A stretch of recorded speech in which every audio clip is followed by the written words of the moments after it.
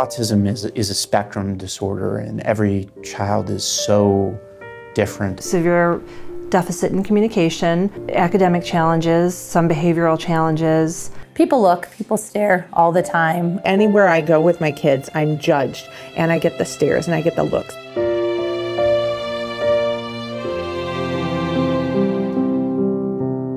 My name is Rob Zimmerman. I live in Shaker Heights, Ohio. I'm Lisa Zimmerman. I'm from Shaker Heights, and I went to Shaker Heights High. We were married in November of 1997. Esty and myself, we came to Cleveland in 2000 to make an impact in this community, the community of Cleveland. I got pregnant and was just so happy and, overjoyed.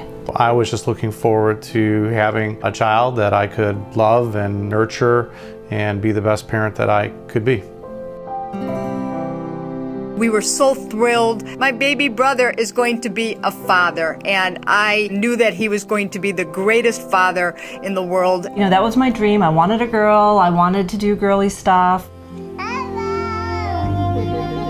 She crawled when she was supposed to. She walked when she was supposed to. She was starting to talk. Everything seemed on target. Hi, sweetie. We didn't really have much indication that there was something wrong with Taya developmentally, but then the puzzle really started to come together.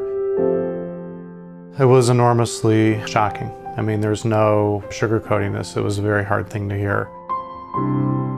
As a police officer, we go many times to find children who are autistic. So the first thing that I thought about was, wow, this is going to be a game changer. This is going to change their life.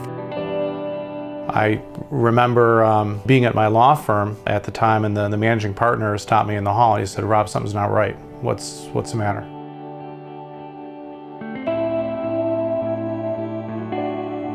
Very quickly, we found that there were a lot of children in our community that needed friends, that were lonely.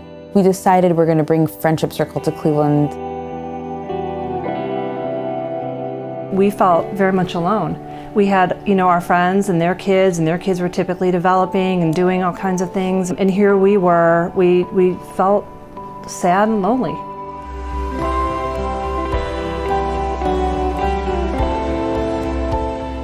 But I also knew just the type of people that Rob and Lisa are. They would do everything possible to make sure that Taya had every possibility in success in life. Friendship is the greatest commodity. It builds us as people, it gives us confidence, it brings us happiness. Children shouldn't be left out from that blessing. We started our Friendship Circle with a program called Friends at Home. And we started off with a few children in the home and a few volunteers coming to visit. I was excited to think that there was an organization that would provide volunteers for our daughter. Teenagers are able and willing if we can only harness that energy. We have to connect friendship with those children that need it most. And that really helps a lot because our kids do really well with their teens from Friends at Home because they accept them for who they are and they love them.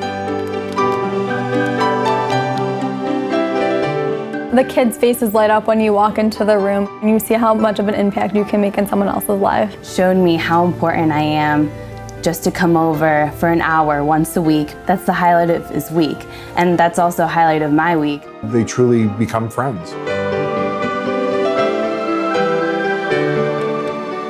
By bringing in these teen volunteers, we're changing the way society views special needs. Organizations like the Friendship Circle help that because they expose a whole new generation of kids to children with special needs.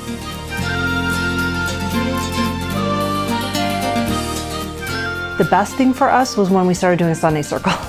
Because to have Talia involved for a couple of hours with volunteers and activities was huge. In a typical situation, my daughter, she struggles, she kind of shuts down. But when she comes to Friendship Circle, she's like the star.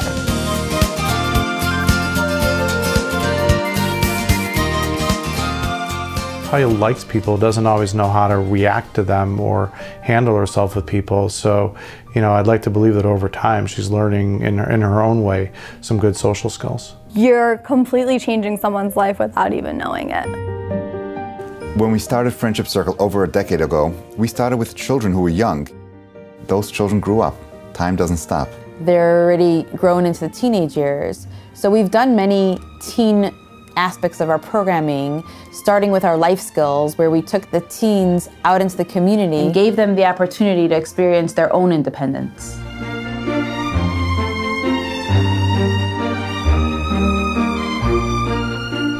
I would like for Talia to find her own way in life. I would like her to be happy, to find her place in the world. You know, every child with special needs has sort of their own idiosyncrasies.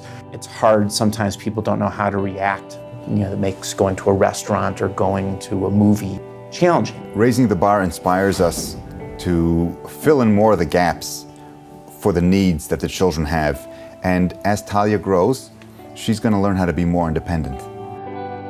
There's always going to be a different dynamic with mom than there's going to be when she's out of the house working on that with someone else. And I think that for her, it's crucial that she start working on these independent skills. You can't just thrust them out into the community on their own without somebody behind them coaching them. And to do that, we need to give her the opportunity to learn life skills. We have plans to build a simulated village called Lifetown. We're envisioning that the children can go into the different stores that you would see on a regular strip mall, and it won't be really so scary in the real world. Once we open up this new addition, many people in our community will benefit from it beyond the reach that we have now.